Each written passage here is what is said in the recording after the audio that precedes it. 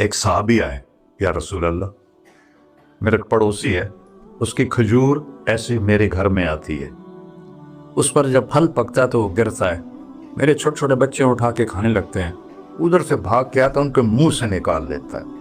اس کی تو محنت کریں کہ اتنے سخت، وہ منافق تھا، اس کی اتنی سختی نہ کرے، تو آپ نے اسے بلایا، کہا بھائی ایک سودا کرتے ہو؟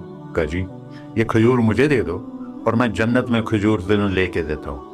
کہنے لگا یا رسول اللہ کوئی اور آپ فرماتے تو میں ضرور حاضر کر دیتا، یہ کھجور تو مجھے میرے بچوں کو بہت پسند ہے، میں تو معافی چاہتا ہوں۔ وہ تھا ہی منافق، تو اس نے معافی مانگنی تھی۔ وہاں ایک صحابی بیٹھے تھے، ابو الدحداح، جب وہ چلا گیا تو کہنے لگے یا رسول اللہ اگر میں آپ کو یہ کھجور لے کے دے دوں تو مجھے جنت میں کھجور لے کر دیں گے؟ کہنے لگے ہاں، سودا پکا ہے۔ تو وہ گیا اس کے پیچھے، کہنے لگا بھائی کھجور بیچو گے؟ کہا نہیں۔ کہا بھائی بیچ دو۔ ارے جا میں نے رسول اللہ کو نہیں بیچی، تجھے کیسے بیچوں گا؟ انہوں نے کہا منہ مانگی قیمت لے لے، منہ سے بول کیا لینا چاہتا۔ ابو الدحداح کا باغ تھا تیار، 600 کھجوریں، میں ذمہ دار ہوں، مجھے پتا ہے کہ 600 کھجوروں کی کتنی قیمت ہوتی ہے۔ جیسے آپ بلڈنگ کو جانتے ہیں، میں نہیں جانتا، آپ ذمہ داروں کو نہیں جانتے، میں جانتا ہوں۔ 600 کھجوروں کا باغ، تو اس نے اس کو لاجواب کرنے کے لیے کہا اپنا باغ دے دے، کھجور لے لے۔ اب یہ کہتا ہے پھر وہ تو نہیں، آپ لوگ تاجر بیٹھے ہیں، اس کے بول کی طاقت دیکھو، اس سے کہہ رہا ہے اب معاہدے سے پھرو گے تو نہیں؟ انہوں نے کہا میں پاگل ہے جو پھروں، میں نے 600 کھجوروں کا باغ لگا۔ پھر انہوں نے کہا چل ڈن، 600 کھجوروں کا باغ تیرا اور یہ کھجور میری۔ اور وہاں سے سیدھا گیا اپنے باغ میں۔ کھجوروں کا زمانہ تھا تو مدینے والے کھجوروں کے پھل کے زمانے میں باغ میں شفٹ ہو جاتے تھے، چھوٹے چھوٹے بنائے ہوتے تھے کمرے، وہاں بچے وہ سب رہتے تھے، کھجوروں کی پہرہ داری بھی اور توڑنا بھی۔ تو وہ ہائے قربان جاؤں نبی کے صحابہ تھا، وہ باغ میں اندر نہیں گئے، باہر کھڑے ہو گئے کہ کہیں نیت نہ بدل جائے، اتنا بڑا باغ دیتے ہوئے۔ باہر سے پکارا ام الدحداح بیگم، کہ جی کہ باہر آ جاؤ، بچوں کو بھی لے کے آ جاؤ۔ کیا ہوا؟ کہا میں نے باغ بیچ دیا۔ انہوں نے کہا کتنے میں؟ کہ جنت میں کھجور مل گئی۔ وہ کہنے لگی ربح البیع ربح البیع ربح البیع، واہ ابو الدحداح کیا سودا کیا تم، کیا سودا کیا تم۔ ارے کہ عورتیں زیادہ شور میں جاتی، مروا دیتا ہے بچے کے تو کھاسیں تمہیں کے تو کھاساں، ربح البیع۔ اس کے بعد بھاگا ہوا آیا اللہ کے نبی کے پاس، یا رسول اللہ میں نے کھجور خرید، آپ اس انصاری کو دے دیں۔ تو آپ نے پوچھا کتنے میں خریدی ہے؟ کہا سارا باغ دے دیا ہے، کھجور لے لی۔ آپ نے کہا پہلا سودا کینسل، کم من عذق رداح ودار فیاح لأبی الدحداح۔ اب تیرے لیے میں دیکھ رہا ہوں تیرے رب نے جنت میں کھجوروں کے باغ لگا دیے ہیں، اور تیرے کوٹھے کی جگہ کھجوروں میں محل بنا دیے ہیں سونے چاندی کے۔ جنت میں تو مٹی نام کی شے کوئی نہیں، لوہے نام کی شے کوئی نہیں، ایک ہر گھر ایک انچ سونے کی، ایک چاندی کی، ایک زمرد کی، ایک یاقوت کی، مشک کا گارا اور زعفران کی گھاس، اور اس کا لنٹر اللہ کا عرش ہے۔ تو سودے کر گئے، اب سب کچھ کرو، اللہ رسول کو پیچھے نہ چھوڑا، کیونکہ ہمیشہ تو زندہ نہیں رہنا، چلے جانا ہے۔ دنیا میں سب سے بڑا محل بنایا تھا کسریٰ نے، نوشیروان کے پوتے خسرو پرویز نے، جس نے ہمارے نبی کا خط پھاڑا تھا۔ 40,000 پلرز پر وہ گھر تھا۔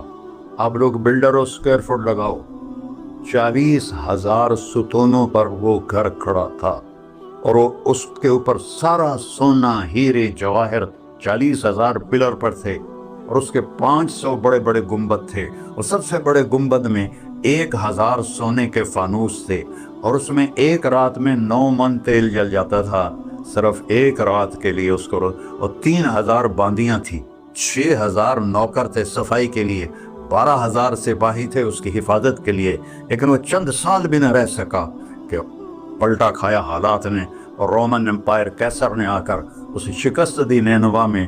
ہمارے نبی کے خط پھاڑنے کے بعد آپ نے فرمایا تھا کسریٰ نے اپنا ملک پھاڑ دیا، تو وہ آیا، وہ شکست کھائی کسریٰ نے اور بھاگ گیا، اس نے سارے محل کو آگ لگا۔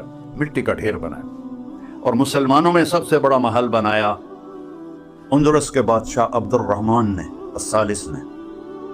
4316 پلر پر تھا وہ گھر, اور پورے یورپ میں اس کی دھاک تھی. ہر طرف سے ہیرے آ رہے ہیں, موتی آ رہے ہیں, جواہر آ رہے ہیں. پورے پلر, پوری چھت سونے سے بنی تھی اور پورے پلروں پر ہیرے جواہرات تھے. اور باہر ایک بڑا تالاب تھا, کس کا؟ پارے کا, پانی کا نہیں, پارے کا. اس میں کیا کرشمہ تھا, اس کو اس اینگل سے انجینئرز نے بنایا تھا کہ سورج کی شعائیں جب پارے پر پڑتی تھیں تو پارا تو ہلتا ہے, کھڑا نہیں رہتا, تو شعائیں ایسے ایسے ڈانس کرتے کرتے کرتے محل پہ پڑتی تھیں تو لگتا تھا پورا محل رقص کر رہا ہے. اب میں وہاں گیا تو ایک کوٹھے کے سوا وہاں کچھ بھی نہیں تھا, وہ بھی کوٹھے کی چھت نیچے گری ہوئی تھی. تو آپ لوگوں کو دیکھو, ہمارے نبی پہ قربان جائے, انہوں نے ہمیں کیسی پیاری زندگی دی. وضو سے پہلے ایک دعا سکھائی ہمارے نبی نے, ہم 5 دفعہ تو کم از کم کرتے ہیں وضو, کہ اللہم اغفر لی ذنبی ووسع لی فی داری وبارک لی فی رزقی. دنیا بھی جوڑ دی, آخرت بھی. یا میرے گناہ معاف فرما, مجھے بڑا گھر دے, مجھے کھلا گھر دے, مجھے کھلا کر دے, اور میرے رزق میں برکت دے. کھلا گھر اللہ کی نعمت ہے, آپ لوگوں کو میسر کر رہے ہیں سہولتیں. آپ کو اجر ملے گا اگر اس میں جھوٹ نہ ہو, سود نہ ہو, کھوٹ نہ ہو, ہیرا پھیری نہ ہو, وعدہ خلافی نہ ہو, تو یہی آپ کی جنت کا راستہ ہے. تو اللہ رسول سے صلح کر لو بھائیو, بس میری اتنی گزارش. اور آخر میں ایک حدیث سناتا ہوں, 10 لاکھ حدیثیں ہیں میرے نبی کی, ایک سناتا ہوں, ساری کور ہو جائیں گی. ایک تو ہے فرض, نماز نہیں چھوڑنا, روزہ نہیں چھوڑنا, زکوٰۃ نہیں چھوڑنا, حج فرض ہے نہیں چھوڑنا. اس کے بعد میرے نبی نے کہا 4 چیزیں مجھ سے لے, 5 میں نہیں کہیں, کہ 4 باتیں مجھ سے لے لو, صرف 4 باتیں مجھ سے لے لو, دنیا بھی تمہاری ہے, آخرت بھی تمہاری. سبحان اللہ. اور اس سے زیادہ کیا آسانی دے میرا نبی. اتنے 100 نفل پڑھو ہوتے, اتنے عمرے کرو ہوتے, اتنے حج کرو ہوتے, اتنی تہجد پڑھو ہوتے, تو سارے مر گئے سے. کہ 4 باتیں لے لو, دنیا میں بھی مزہ رہے گا, آخرت میں. پہلی بات کیا ہے؟ صدق و حدیث, ہر معاملے میں سچ بولنا, جھوٹ نہ بول. ایک صحابی نے پوچھا, یا رسول اللہ, مسلمان بزدل ہو سکتا ہے؟ آپ نے کہا. کنجوس ہو سکتا ہے؟ آپ نے کہا. جھوٹ بول سکتا ہے؟ کہ نہیں, جھوٹ نہیں ہو سکتا. سچ بول, سچ کی قیمت ادا کرو. حفظ و امانت, کسی کو دھوکہ نہ. چیز کوئی اور ہو, دکھا کوئی اور رہے ہو, میٹیریل کوئی اور ہے, بتا کوئی اور رہے ہو. حفظ و امانت, دیانتداری سے کام کرو, کسی کو دھوکہ نہ دو. آپ نے فرمایا, میں اپنے امتی سے ہر گناہ کی توقع رکھتا ہوں, بشر ہے بیچارہ, لیکن میرا امت یہ تو 2 نہیں کرے. واہ یا رسول اللہ, آپ نے کیا چاہا اور ہم نے کیا کیا. کہ 2 کام نہیں کرے گا, ایک جھوٹ کبھی نہیں بولے گا, ایک دھوکہ کبھی نہیں دے گا. وہ سب ہمارے, میں تو 100 ملک پھرا ہوں, مسلمان جھوٹ اور دھوکے میں پھنسے پڑے, غرق ہوئے پڑے, چاہے عربی ہیں چاہے غیر عربی ہیں, مالدار ہیں فقیر ہیں, اس گندگی میں سب ڈوبے ہوئے. تو صدق و حدیث, سچ بولو. حفظ و امانت, دھوکہ نہیں دیا. تیسری کیا ہے؟ حسن و خلیقت, اخلاق اچھے کر. اخلاق اچھے کر, اور اخلاق اچھے کرنے کے لیے ایک کام کر لی, اس کو تالا لگا, صرف ایک کام. اس سے کوئی گالی نہ نکلے, جھوٹ نہ نکلے, غیبت نہ نکلے, طنز نہ نکلے, بے عزت نہ کرو. عام طور پر ہمارے ماحول میں نوکروں کو بہت ڈانٹ ڈپٹ ہوتی ہے, اس کو قابو میں رکھو. سوچو اسی جگہ میں ہوتا نوکر تو میں یہ پسند کرتا.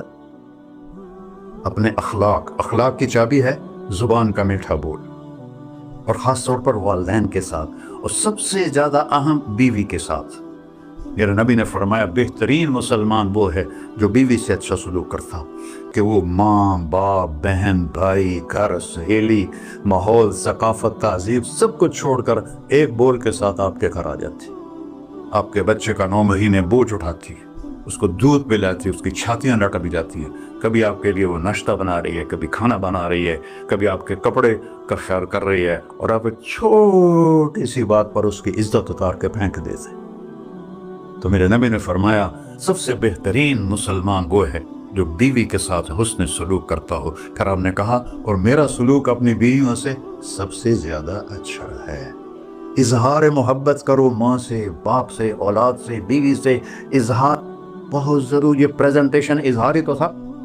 یہ اظہار نہ ہو تو پتہ کیسے چلے؟ اپنے ماں کے پاؤں چومو، باپ کا ماتھا چومو، ان کے آگے نوکر بن کے کھڑے ہو. بیوی سے کہو مجھے تم سے بہت پیار ہے. وہ اچھا کپڑا پہنے چاریف کرو، اچھا کھانا بنائے تعریف کرو. انسان بھوکا ہے اس چیز کا. میرے نبی سے بڑھ کر کوئی ہو سکتا ہے؟ آپ حضرت عائشہ سے فرما رہے ہیں، چونکہ حضرت عائشہ کماری بھی تھی، چھوٹی بھی تھی. حضرت عائشہ جس نے اللہ کو دیکھا ہو اس کے لیے عورت کوئی چیز نہیں ہے. ایک حدیث سناتا ہوں، مالی فی النساء من رغبہ، مجھے عورتوں کی کوئی رغبت نہیں. اللہ کو دیکھنے کے بعد کس چیز کی رغبت؟ ہم نے کہا عائشہ انہ لیہون علی الموت ان اریتک زوجتی فی الجنہ. عائشہ جب سے مجھے پتا چلا ہے نا تو جنت میں میری بیوی ہے تو مجھے تو موت ہی اچھی لگنے لگ گئی. یہ اظہار محبت ہمیں سکھایا. اپنے بچوں کے ساتھ بھی، میرے بچے بڑے ہو گئے لیکن میں نے ایسے گلے لگاتا ہوں جیسے یہ چھوٹے بچے، کہ یہ محبت ٹرانسفر ہوتی ہے. ہم اظہار نہیں کر سکتے. وہ بچوں پر اپنی رائے مسلط نہ کرو کہ وہ بڑے ہو جائیں تو شریعت نے ان کو حق دیا ہے. اس سے آپ کا گھر خوبصورت بن جائے گا. یہ میرے نبی کی پیاری زندگی کے چند صفحات میں نے آپ کے سامنے پیش کیے ہیں. تو طویل داستان ہے، سناتے سناتے عمر بھی بیت جائے تو ایک ذرہ بھی ادا نہ ہوگا.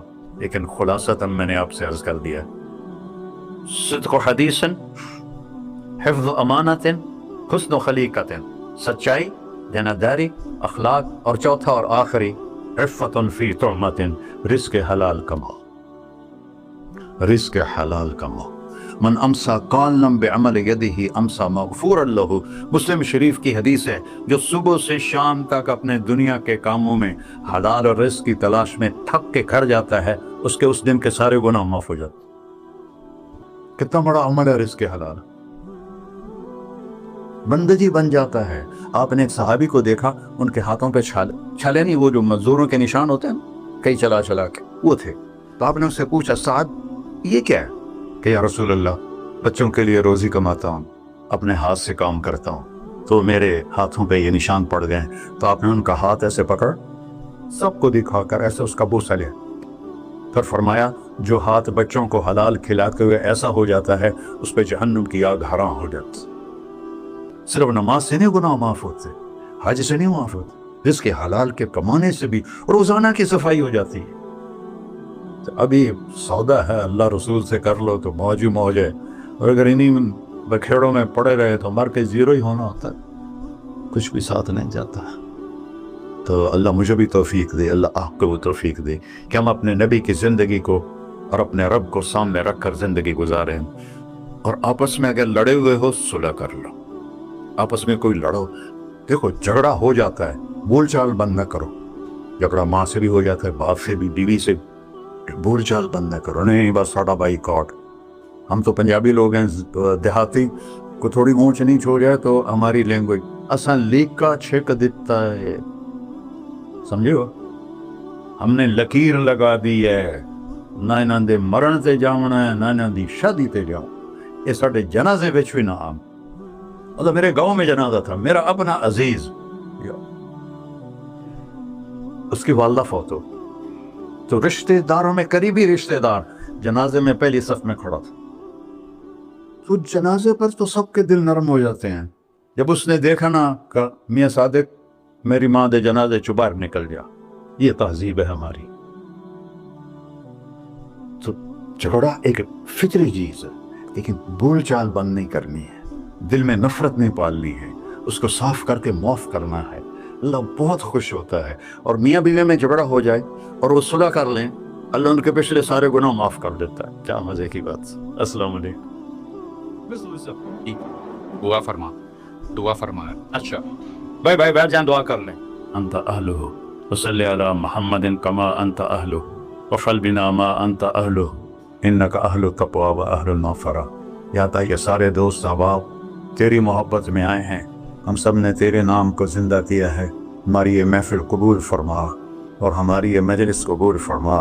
اور یا اللہ جو کچھ کہا ہے اس کے مطابق ہماری زندگی بنا دے، اور یا اللہ جو ہم نے نیت کی ہے کہ غزہ کے مسلمانوں کو گھر دینا ہے، چھت دینی ہے، ان سب کو یہ کسی ایک آدمی کے بس کا کام نہیں ہے، یہ سارے مل کر کریں، ہم بھی کریں، اس لیے ہمیں توفیق نصیب فرما۔ تیرے نبی کا فرمان ہے جو میری امت کی دنیا کا خیال نہیں کرتا وہ مجھ سے نہیں ہے، اور اس وقت سب سے محتاج امت غزہ کے اہل ایمان ہے۔ تو یا اللہ ان سارے بھائیوں کو ہمت دے، توفیق دے، ہمیں وہاں تک پہنچانے کا وسیلہ تو نے بنایا ہوا ہے، ہمیں یہ امانتیں ان تک پہنچانے کی توفیق دے، ان کے کاموں میں برکت دے، ان کے قرضوں کو اتار دے، ان کو سود سے بچا دے، ان کو دیانتداری نصیب فرما، شفافیت نصیب فرما، مرتے وقت ہم سب کو کلمہ نصیب فرما۔ وصلی اللہ تعالی نبی الکریم۔ میرے نبی کے پردادا حضرت ہاشم بن عبد مناف کو غزہ میں دفن ہے، اور اس ملک میں عیسیٰ علیہ السلام، موسیٰ علیہ السلام، ہارون علیہ السلام، زکریا علیہ السلام، یحییٰ علیہ السلام، داؤد علیہ السلام، سلیمان علیہ السلام، اتنے نبی اس مٹی میں دفن ہیں۔ تو اللہ کو ہمت دے، کھل کر خرچ کریں، اللہ واپس کرتا ہے۔